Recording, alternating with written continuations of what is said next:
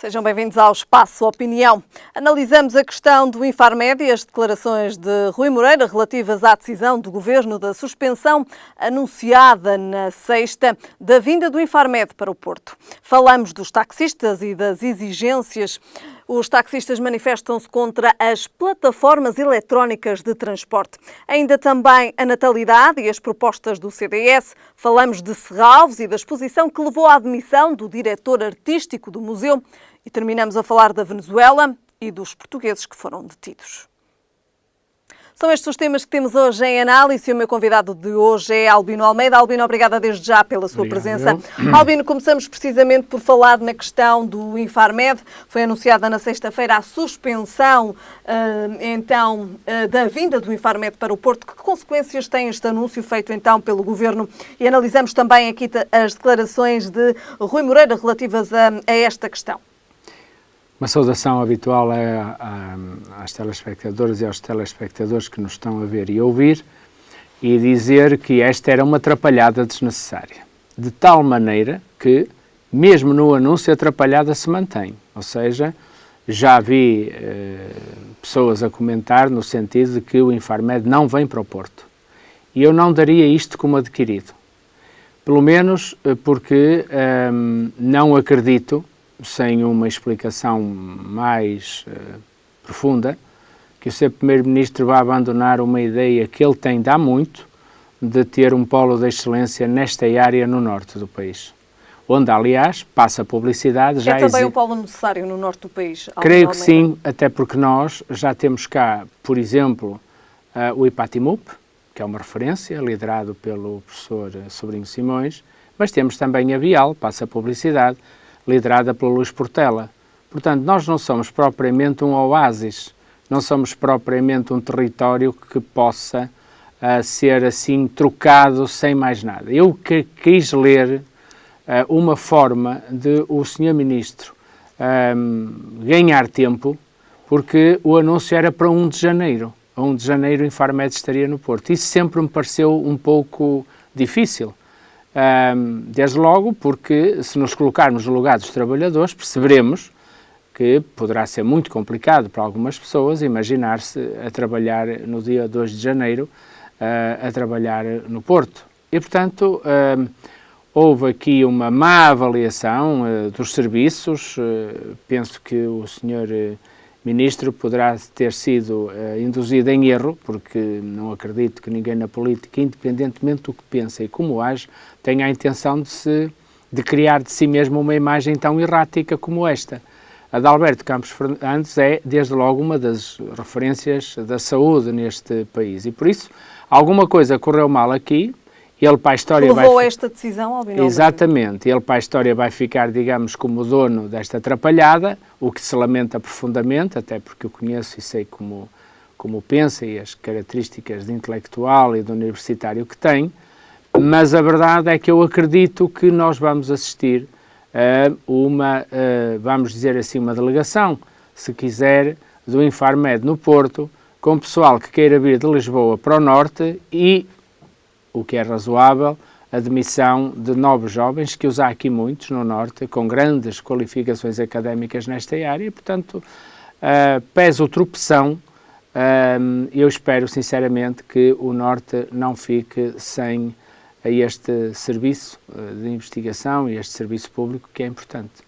Albino Almeida, Rui Moreira já se manifestou relativamente a esta suspensão, decisão então tomada pelo Governo, e afirmou, pegando então nas palavras de Rui Moreira, que o poder político sucumbiu à máquina do Estado. E eu acho que temos que ser prudentes quando fazemos afirmações bombásticas, mas penso que há um fundo de razão no que Rui Moreira diz. Quer dizer, alguém, como eu disse, tramou o Ministro, isso eu não tenho dúvidas nenhumas. E nós percebemos logo, corporativamente, o que aconteceu quando foi anunciado o Infarmed. Não ter resolvido este problema, sendo que a Presidente do Infarmed, ela própria, foi desde a primeira hora contra. Eu acho que Rui Moreira tem razão, mas não olharia para a máquina do Estado, olharia para outra realidade que tem que ver também com os trabalhadores. Quer dizer, eu acho que estas coisas não foram acauteladas, devidamente acauteladas, e, portanto, percebo claramente que as pessoas com vida estabelecida à Sul tenham estas dificuldades. E, portanto, lembro que a Presidente do Infarmed estava contra, e eu não confundo a Senhora Presidente do Infarmed com o Estado enquanto tal.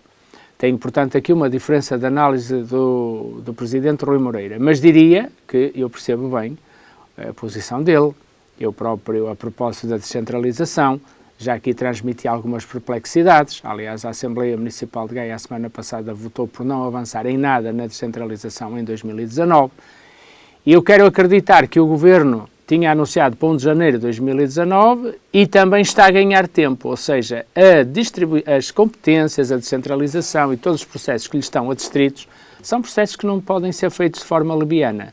Nós já tivemos um referendo que chumbou a descentralização e agora estamos a tentar fazer a regionalização e agora estamos a tentar ir por um caminho soft que nos levará lá daqui a uns bons anos, porque entretanto perderam-se 20 anos desde o... Coloca-se aqui novamente a questão da descentralização, Albino Almeida, com esta decisão. Sim, coloca porque, vamos ver, eu não acredito, eu acho que o Governo tem condições de criar a Norte, com outros parceiros, um Infarmed no Norte, competências que o Infarmed tem, ou possa vir a ter no futuro. Nós estamos num tempo de indústria 4.0, eu penso que haverá outras oportunidades. Agora, tem que ser bem pensado e bem alavancado e bem estudado.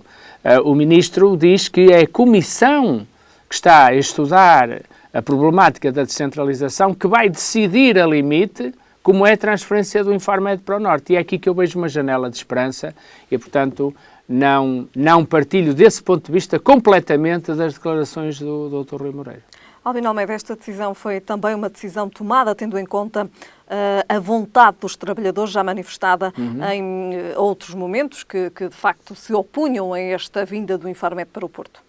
Pois, como sabe, são trabalhadores especializados e por isso é preciso também respeitar um pouco as dinâmicas que estão estabelecidas.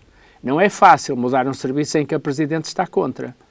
Esta é que é a verdade dos factos. Quer dizer, não é fácil, isto não existe em lado nenhum, foi patente que estava contra. Também não pareceu nas várias audiências na Assembleia que ela tivesse mudado de posição ou estivesse sequer disponível para mudar de posição. E nestas matérias, como ninguém é eterno, como se vê no caso da Procuradora, há que encontrar soluções. E uma delas, do meu ponto de vista, pode ser a criação de departamentos que possam estar sobre, digamos, que tenham o mesmo escopo do Infarmed, mas virados já para outras realidades que o Norte lidera, como já lhe disse, em duas instituições como o IPATIMUP e a própria Bial. De facto, era, digamos assim, um instituto que fazia falta ao Porto. Há mais que fazem falta ao Porto e aí é que faz sentido estudar isto numa lógica de descentralização, porque é preciso perceber depois também que outras parcerias e que outras ligações têm o Infarmed em Lisboa. Ninguém está a pensar, por exemplo, transferir a Auto Europa da zona onde ela está por aquilo que ela já, por uma dinâmica que a Auto Europa criou. Estou a dar um exemplo só para perceberem lá em casa. Isto é, há um conjunto de fornecedores, de entidades, de serviços e de matérias-primas que se deslocaram para junto da Auto Europa. Não é só, se estivéssemos a falar de mudar a Auto Europa, estaríamos certamente a falar da coisa mais pequena, que é mudá-la. O problema é tudo o que está à volta de uma instituição como a Infarmed, como seria da Auto Europa, para dar um exemplo que as pessoas percebam.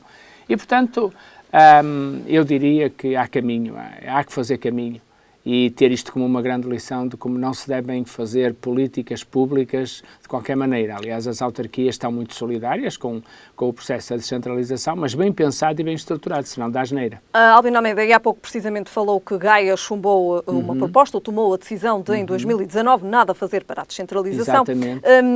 Não é nada fazer, é mesmo não aceitar os diplomas sectoriais que o Governo fez. Porque nós na prática já estamos a descentralizar, por exemplo, as juntas de freguesia e outras coisas. Não concordam com o processo de descentralização como foi elaborado? Por uma razão muito simples. Nós ainda não... Os diplomas são aprovados até 15 de outubro e no dia 15 é apresentado o orçamento, a dúvida é óbvia. Então vamos mudar competências e os serviços de onde elas bem vão se manter? Vão continuar com o orçamento em Lisboa? Este é que é o problema para as autarquias, ou seja, nós entendemos tudo o que vier para as autarquias tem que trazer o dinheiro todo e, lá está, é politicamente incorreto o que eu vou dizer, mas é uma necessidade do país. Nós não podemos ter duas entidades com orçamentos, porque uma vai ficar a perder. Se os serviços que são descentralizados têm que desaparecer em Lisboa, não é? Tem que haver um reflexo orçamental. Se os serviços se mantêm a receber as verbas para fazer o que estavam a fazer, mas por acaso o que estavam a fazer vai passar para as autarquias, que sentido faz os serviços continuarem em Lisboa e a serem dotados de orçamento? Esta é uma questão de fundo que não é fácil de resolver. E eu tenho a impressão que há muitos pequenos infarmetes, passa a expressão, dentro da transferência de competências que é preciso resolver um a um. Daí a Câmara continuar a sua política por convicção, mas não se atrelar já, passa a expressão, aos documentos que estão a ser aprovados. Muito bem. Albino Almeida, falamos agora da questão dos taxistas, as exigências dos taxistas que se manifestam, antes de mais, antes de passarmos para verdadeiramente comentar e perceber aqui também, contextualizar de facto as exigências dos taxistas que de facto estão contra as plataformas eletrónicas de transporte. O Governo deve ou não ceder a estas exigências dos taxistas, Albino Almeida? Não. O que está em causa é uma lei da Assembleia da República. Não vale a pena ter ilusões quanto a isso. A Assembleia da República começar agora porque as pessoas vêm para a rua a rever leis umas atrás das outras, nós vamos parar a mau caminho. Portanto, o caminho que os taxistas seguiram. Depois do Governo ter dito, tem aqui a lei, pensem em soluções específicas para regulamentarmos isto, e resolveram prescindir do período de 10 dias que tinham e para fazer uma greve, lá saberão o que estão a fazer. A minha convicção é de que vão perder esta batalha, porque esta batalha tem todas as condições para estar perdida à partida. A forma como estão, até arrogantes, a falar de todas as pessoas que não concordam com eles é um mau caminho para esta luta, porque o Ministro continua a dizer que está disponível para falar, enfim, e nem quero comentar aqui o que é dito do Ministro, eu não sei se as pessoas que fazem lutas sabem quando pedem muito a demissão do Ministro é a melhor maneira de o segurarem no lugar, porque nenhum Primeiro-Ministro no seu perfeito juízo vai fazer uma demissão do Ministro em plena batalha pública, porque significa que o que viesse a seguir está desde logo comprometido com as reivindicações que fizeram cair o Ministro anterior. Portanto, isto não existe. É uma batalha que está a ser muito mal dirigida e que está até a fazer com que as pessoas descubram o Uber, porque não tendo táxis vão pela alternativa. Se há razões para serem adequados mecanismos da lei, nomeadamente em lugares do país onde não há Uber, eu acho que faz sentido olhar para a lei com inteligência, não revertê-la nem impedir a sua entrada em vigor.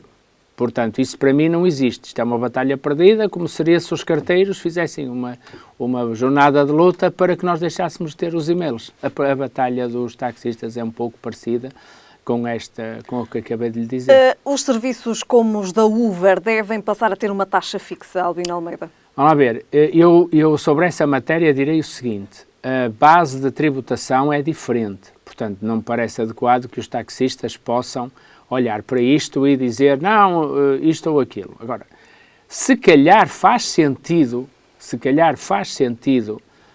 encontrar um programa de transição do modelo atual do táxi tradicional para aquilo que são já hoje as plataformas. E isso, se calhar, precisa de tempo. Por isso é que eu digo, a melhor maneira era negociar, a meu entender, negociar algumas ideias que, quando a lei entrasse, tinham que estar garantidas numa regulamentação atenta, mas transformar o exercício da lei num período experimental, que toda a gente testasse, para depois poder, e que o Governo criasse uma comissão de acompanhamento da implementação da lei, e fica aqui a sugestão, criar uma comissão de acompanhamento da implementação da lei com os taxistas, com as plataformas e verem pelo caminho em que é que a lei precisava de ser mexida na Assembleia para ser aperfeiçoada e corresponder melhor aos interesses. E este caminho dos taxistas, para mim, é um desastre anunciado. As autarquias devem ter aqui também um papel importante para determinar o número de viaturas que devem estar nas plataformas online. As autarquias, nesta matéria, têm tido uma importância grande no táxi tradicional, que são os que emitem as licenças, não é? Agora, nós sabemos que licenças que custam 700 euros eram vendidas 10 e 15 vezes mais caras, depois pelos taxistas uns aos outros. E por isso, as plataformas não se podem tributar desta maneira, como saberá. Por isso, é um exercício difícil, mas é o que eu digo. Cria-se uma comissão de acompanhamento de entrada da lei em vigor, de maneira a dar a perspectiva de que há condições de a aperfeiçoar no exercício da mesma lei. não creio que haja nenhum país que faça mudanças de supetão. Aliás, as mudanças de supetão, como acabamos de conferir com o Infarmed, dão no que dão, mas quando se muda e não se tem a garantia de todas as premissas, o melhor é criar uma comissão de acompanhamentos em que todos os interessados que estão envolvidos na mudança possam opinar e a lei ir sendo mudada à medida que recebe esses contributos das pessoas no terreno. Albino Almeida, em 1976 os taxistas pararam durante 55 dias e ameaçam agora também com essa paralisação dos mesmos 55 dias. São, digamos assim, objetivos diferentes. Muitos anos separam, de facto, Exato. estas exigências, mas como é que podemos encarar esta ameaça da Antral? Como temos que encarar todas as ameaças que não são bem medidas. Olha, falámos do Infarmed e eu acho que esta greve dos taxistas está condenada a ter o mesmo fim do Infarmed. Tudo o que não é bem pensado e é gerido na marra dá mau resultado e acho que esta vai dar mau resultado. Aliás, aproveito para lhe lembrar o que é que acontece com os enfermeiros, o que é que acontece com os professores, as medidas de política pública. O Olof Palme ensinava, que é uma referência para mim, que as melhores medidas de política pública devem corresponder à vontade dos cidadãos para que se cumpram. E é por isso que eu defendo o modelo das comissões de acompanhamento. Quando estamos a falar de mudanças que vão a... Esta, por acaso, até decorre da realidade. Está a ver que há 40 anos não havia nenhuma Uber. E, portanto, a realidade não pode ser a mesma. E o que me aflige, entre aspas, é que haja uma instituição antral que continue a olhar para o século XXI com os óculos do século XIX. Alguma coisa vai dar errado no meio disto tudo, é a minha convicção. Muito bem. Albino Almeida, falamos agora de uma outra questão, falamos da natalidade, falamos do CDS e das propostas do CDS para o aumento da natalidade. Bom, quase todas as propostas do CDS têm um problemazinho. O coeficiente familiar foi lei do Orçamento de Estado e já saiu. O atual governo entendeu ir por outro caminho. Eu não anteciparia nada de bom às propostas do CDS, assim como são apresentadas. Há algumas que vale a pena olhar com atenção, mas também perguntar ao CDS onde é que esteve quando esteve no governo, porque no governo, aquilo que o CDS fez, e eu falei com o ministro Mota Soares na altura, foi aumentar o número de lugares nas creches, que tinham um limite de crianças, aumentar mais 2 lugares por cada sala, por cada espaço, para poder ter mais crianças. Portanto, bem sei que os tempos são diferentes e que passamos de um tempo de troika para um tempo de esperança. E, desse ponto de vista, considero que a oferta de creches faz sentido, como faz sentido, do meu ponto de vista, a questão dos consumos que são mais importantes para as famílias, a energia e as comunicações. Se calhar fazem sentido que alguém que tenha mais de 3 filhos possa ter benefícios e possa ter um desconto, digamos assim, na sua fatura, que é uma espécie de retribuição pelo trabalho exigente, duro, mas imprescindível para o país, que é o trabalho de criar novas gerações. Como é que vê estas propostas do CDS? Assim como estão, vejo-as destinadas a serem chumbadas. Isto é o que eu acho, honestamente, não é? Mas este é um tema que tem que ser falado, que tem que ser abordado. Era aí que eu é um ia tema chegar. fundamental para Portugal também. É um tema que eu acho que se o CDS interpretar bem, e acho que tem lá bons deputados que podem interpretar bem aquilo que é o funcionamento de uma Assembleia, pede para que não sejam votadas, passem à especialidade e depois no orçamento tentar medida a medida que há algumas que podem fazer sentido se concretizem. Não vejo outro destino para as propostas do CDS que não uma atenta e inteligente negociação no quadro do orçamento, não fazendo com que a Assembleia chumbe liminarmente a proposta, ok? Não haja votação da proposta e possa passar para a discussão na especialidade do orçamento. Entre elas temos mais creches, menos férias escolares e descontos na água e na luz. Serão estas medidas suficientes? Eu creio que, segundo o que está aí dito por uma pessoa que eu tenho muito respeito, ou pelo menos pelo nome de família que ostenta, Ana Coreta Correia, que é uma pessoa séria, e eu acho que essas são 2 medidas absolutamente vitais. Todos nós que temos filhos sabemos que são vitais. A questão das taxas moderadoras também parece adequado, que possa haver aí que faça sentido nos serviços médicos, e a questão das creches, pois desde 1972 que estavam previstas na reforma Veiga Simão, veja bem como a proposta é velha. Muito bem. Albino Almeida, agora falamos de cultura, falamos de Serralves e falamos da exposição da polémica, assim lhe podemos chamar. Eu acho que o diretor artístico de Serralves criou aqui, através de uma postura que eu chamaria infantil, Achei mesmo infantil, ou seja,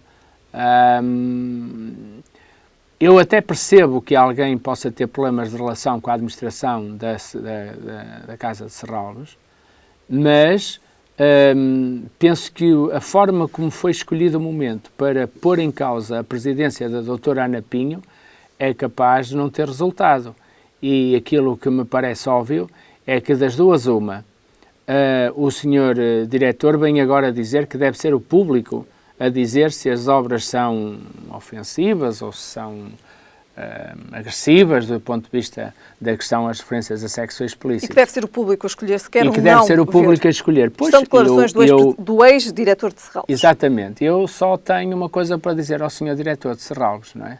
Se o senhor diretor de Serralves se guiar pelo público enquanto tal, como ele diz, provavelmente vai fechar os museus de manhã, abri-los à tarde, voltar a abri-los de manhã e voltar a fechá-los à tarde. Porque o povo enquanto tal, as pessoas que fruem a arte, por este lado, não podem ter, senão, digo eu, uma de duas posições.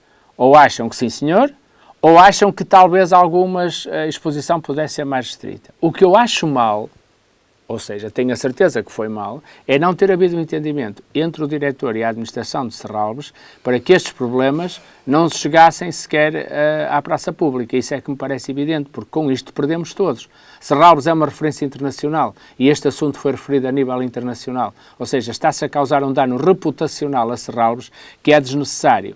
E, portanto, eu se tivesse que aconselhar alguém, aconselhava a que a direção de Serralves dialogasse tranquilamente com o diretor artístico, mas antes, agora, não sei se isto irá dar a algum lado com interesse. O diretor demitiu-se, acho eu, ou ainda, há quem diga que ainda, parece que só anunciou, que ainda não formalizou, mas acho que o caminho dele está traçado. Sinceramente, é o que eu acho. Muito bem. Albino Almeida, passamos agora para o nosso último tema. Falamos de política internacional, falamos da Venezuela e falamos dos portugueses que foram detidos na Venezuela. Bom, o processo é pouco transparente, porque eu ontem ouvi declarações de uma madeirense, que, como sabe, é a maior parte da população que foi para a Venezuela. Pareceu-me quase exigir que o governo transferisse para lá tropas para defender os nossos concidadãos. Existe um sistema montado pelo governo português, quando há turbulência em algum país onde estão portugueses, há um conjunto de finos compromissos diplomáticos que funcionam automaticamente. Por exemplo, quando nós estamos na emergência de retirar alguém de um país que entra em guerra civil, há um acordo com o país que mais próximo, por exemplo, tenha navios suficientes para transportar um conjunto substancial de pessoas ao mesmo tempo. Isso está cautelado. Agora, nós sabemos que a área em que foram, foram detidos, que é a área alimentar, a área dos bens alimentares, é uma área que, por tradição, é muito forte da tradição portuguesa na Venezuela.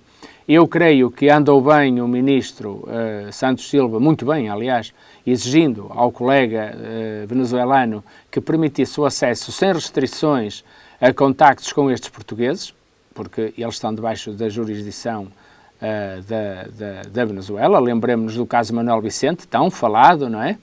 Em que ele estava também sob a jurisdição da justiça portuguesa.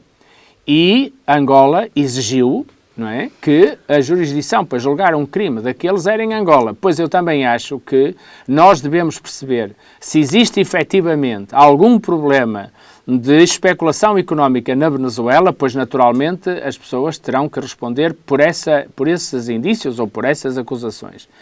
Dito isto, não podemos confundir e não permitir que se confunda direitos, liberdades e garantias com qualquer problema político e dos muitos que a Venezuela tem. Portanto, o Ministro separou claramente a necessidade, em nome dos direitos, liberdades e garantias, permitir o acesso de advogados, de famílias, do governo às pessoas. E dirimido que esteja o problema, que levou àquela condenação ou àquela prisão preventiva, devem ser imediatamente devolvidos à liberdade e ter a opção de deixar a Venezuela, que é um direito sempre, como viu, já aqui falámos a semana passada, e vamos voltar a falar dos filhos do famoso embaixador do Irão em Portugal, que se portaram mal aí numa discoteca, deixaram um miúdo português às portas da morte, libertados do processo judicial, voltaram ao seu país. E eu acho que é isto que deve acontecer nos portugueses que estão na Venezuela querendo voltar ao nosso país, ou à Madeira, e isso depois é outra realidade. Muito bem. Albino Almeida, terminamos então hoje o Espaço Opinião com a política internacional, mais concretamente com a crise na Venezuela e também os portugueses que foram então detidos. Albino Almeida, obrigada. Obrigado, até para a semana. Boa semana. Obrigado. Da saúde, passando pela cultura até à política internacional. Foram estes os temas hoje em análise no Espaço Opinião. Nós estamos de regresso amanhã.